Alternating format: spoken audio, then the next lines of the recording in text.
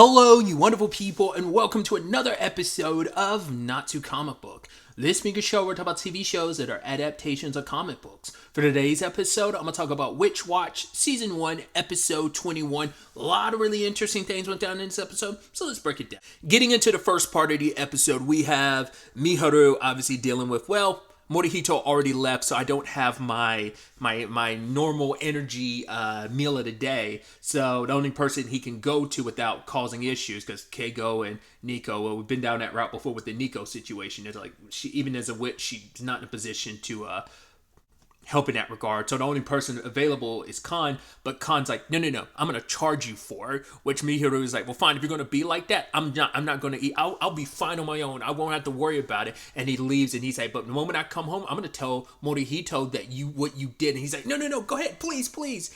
I just love that little line from Keiko being like, hey, do you want to watch a drama? And she's like, and Nico's like, nope, I already watched one. But either way, I also had this complete misunderstanding too when Miharu's at school. I was like, wait, what? And when we got introduced to his student council president, I was like, wait, you're at a different... I was like, wait, what?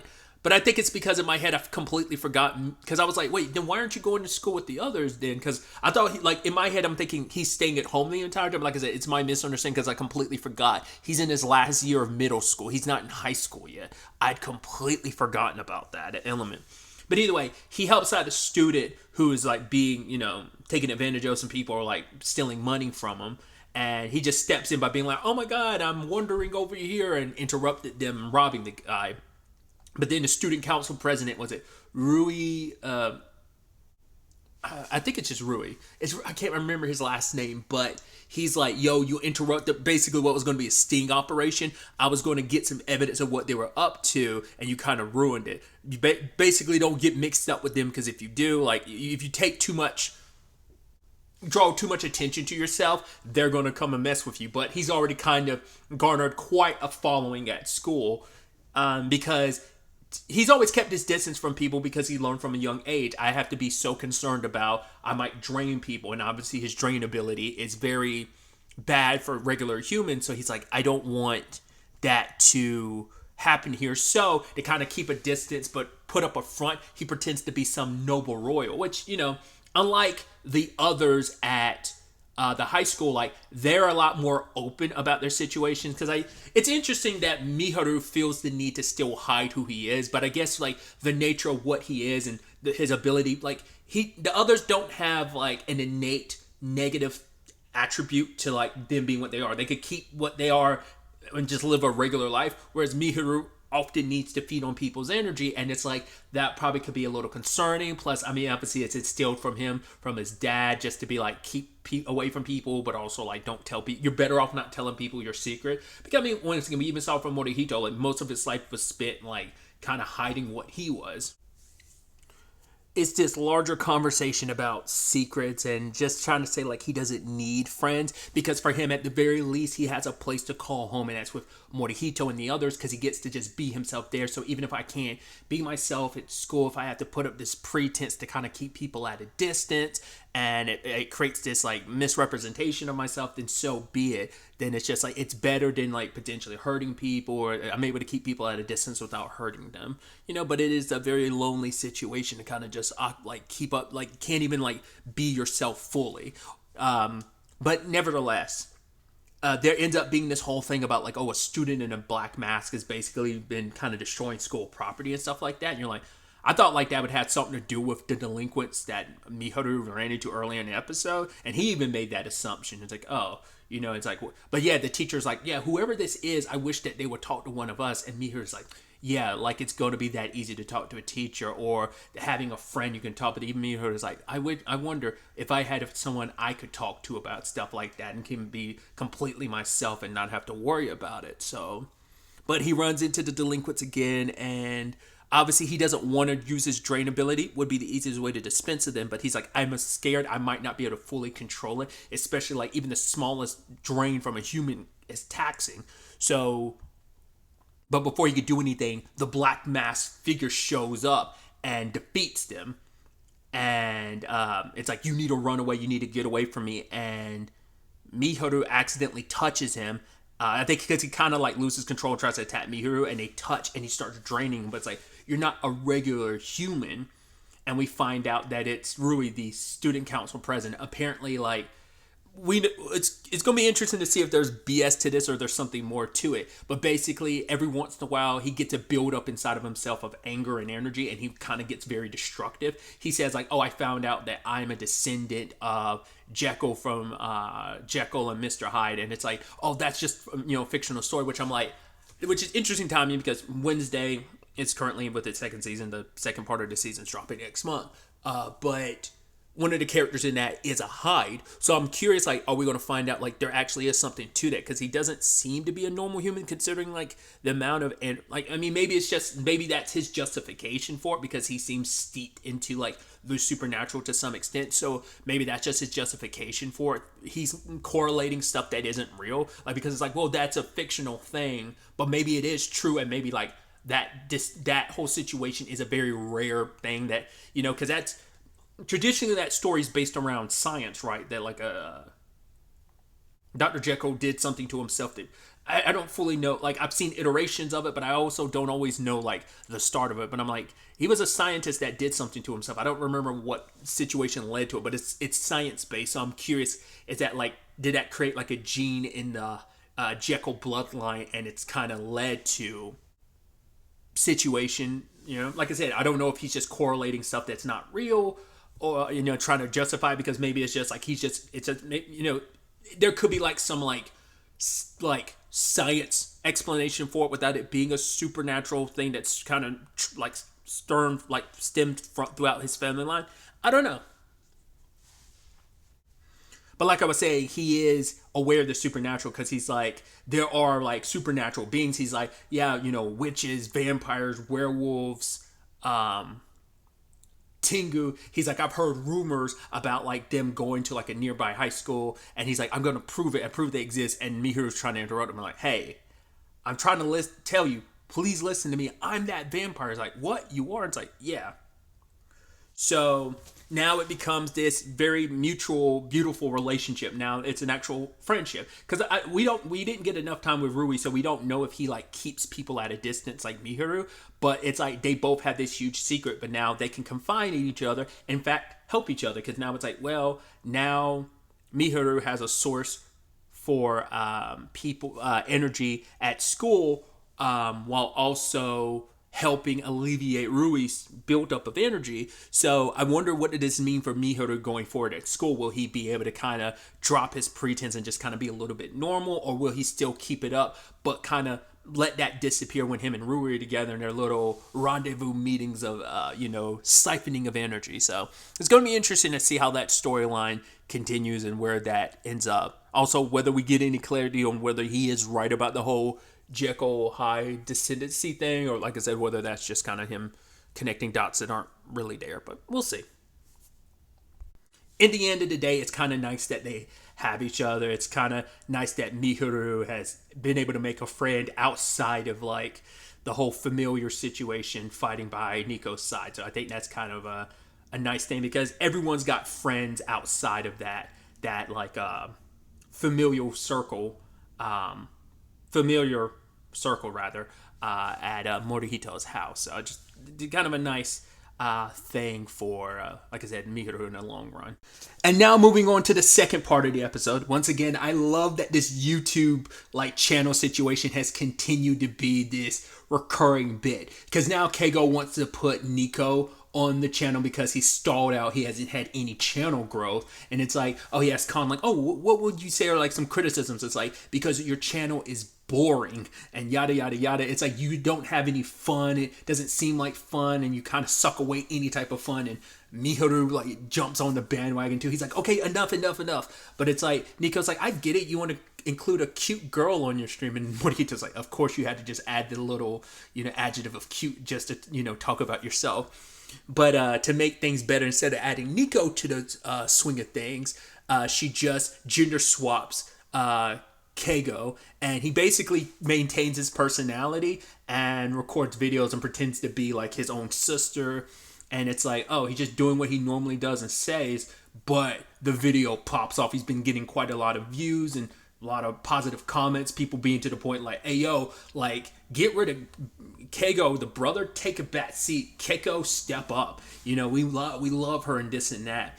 And so Morihito immediately thinks about it because he's like, oh, the fact of the matter is, like, it's nothing has changed. All you did was, like, by being Keiko, you're adding, like, this ephemeral, like, feel to it. And so he enters producer mode and he's like, I even love Khan brings it up later on. I think he's Khan at the time, being like, why is it that you get so... well, he might have been Khan at the time. I don't know if they had reverted back at the time, but he was like, why is it that you get like this about other people's channels? Because he's like, he does enter producer mode and help out with stuff, but he never like directly participates in it. He is mainly behind the scenes until this episode.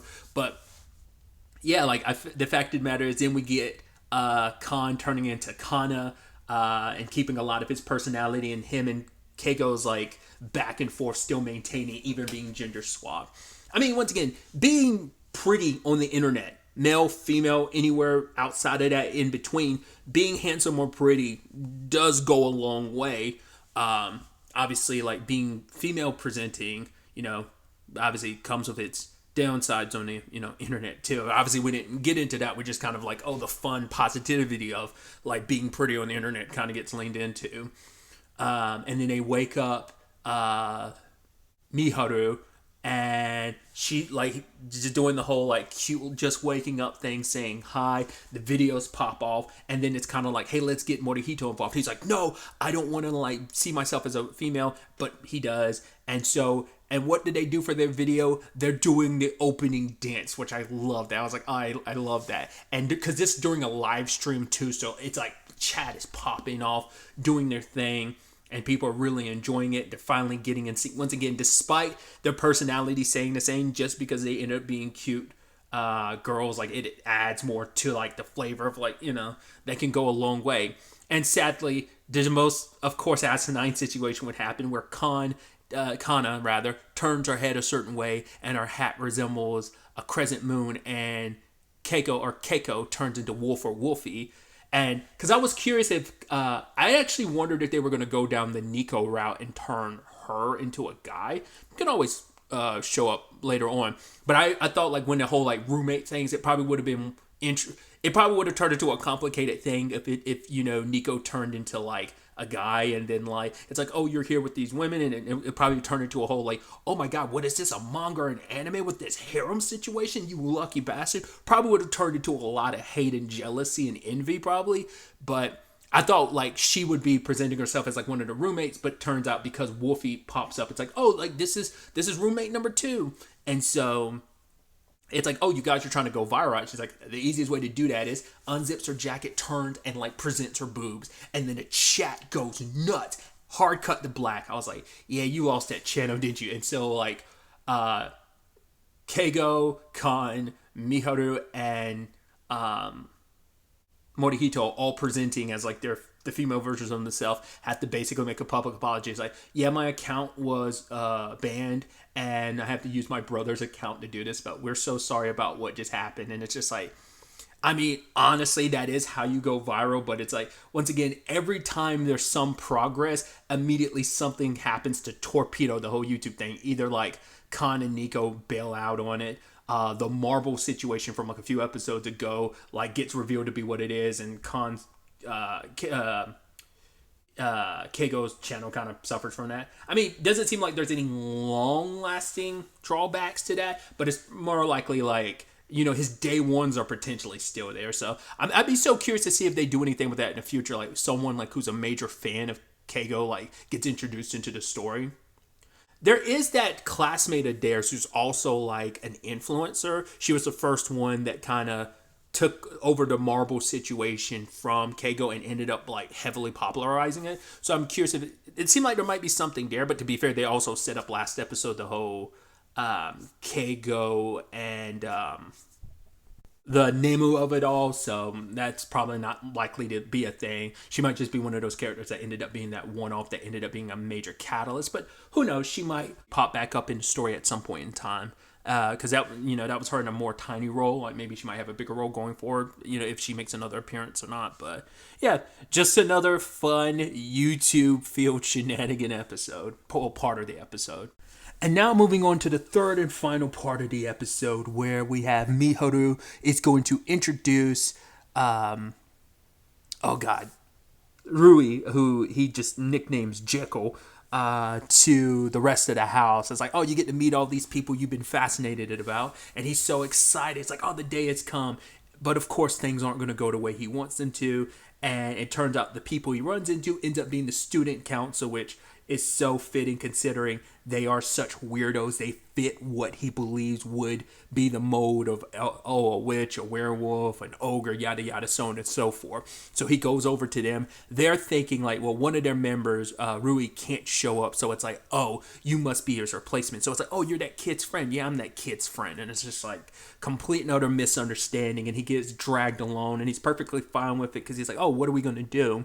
So it turns out they're actually having a celebration for Tenryu, the student council president, but it says president, and then Rui immediately assumes it's about himself, and they're basically having him play like the bells. They're all playing handbells, but he has a certain specific, was it fa, and so is supposed to be his part to it, but he keeps screwing it up, and now some of the members are chastising him. The one he thinks is Morihito chastises him, but like the one guy who wears like the robot mask comes over and gives him a drink. It's like, oh, he's so nice. Even though I can't see his expressions, he's being so kind to me. He feels like he's messing up and making a bad impression in front of everybody, I guess.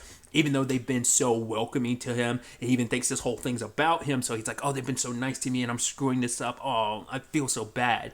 Hard cut to Miharu continuously waiting for him until he runs into Tenryu. And I love that. I was like, oh, he knows exactly who Tenryu is. I was like, why would you know that? I was like, right, he did stop by the house, because I love the little minor recap and summarization. Even Tenryu appreciates. He's like, oh, that's a nice summarization of like, oh yeah, you're that person who's always after Morihito, and you you came over to the house because your arm was extremely long, and the fact is you never take your right hand down from your hat. And I was like, that was unnecessary, but once again, Miharu is the one who would be saying all the unnecessary stuff. But it's like, oh yeah, you're meeting a friend. It's like, oh yeah, I'm meeting, and he's like, yeah, I'm meeting the student council here. He's like, oh, that's crazy. It's like, they seem like they all must be looking like weirdos and stuff. And then it clicks in Miharu's head, like, wait. He's like, there's no way that happened, right? And eventually Tenryu shows up, and it's like, Rui's like, wait, president? And he sees Miharu, and Miharu's like, oh, I knew it. And we find out that this was meant to be like a celebration for his birthday. And so it's been some complete and utter misunderstanding. And so, for him, it's like, you guys look like such weirdos. You fit the mold of what would be the supernatural beings he thought he was about to see. And they're like, that's very rude of you to say. But obviously, Rui's, I think, probably heard about Tenryu, about him as the student council president, and even saying like, the fact is that someone like you has fostered such friendship with people, that people are so willing and so loyal and so congratulatory and are there for you. That speaks volumes about you as a student council president.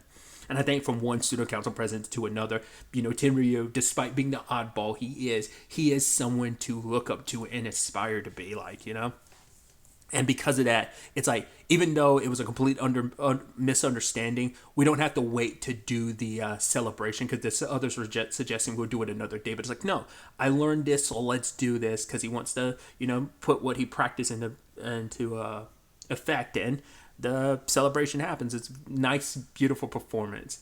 And then we get to the end of it all, and they're about to leave, and Tenryu is like, yo, like, what school are you planning to go to once you get to high school? And he's like, oh, the high school you go to is like, it's going to be my first choice. And he's like, good. He's like, there's something inside of you. There's something violent in you.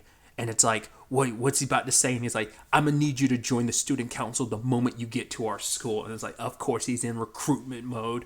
Found another person he's adamant about. It's so interesting because he's taken such an interest in Morihito, but at no point has he taken an interest in the other. So it's fascinating that the one person he has taken interest in would be Rui. But it's like, Rui has a lot of capabilities where I can see him being kind of ultimately being Tenryu's successor. I am curious, like, who would be his successor when he eventually graduates, because he is a third year, so.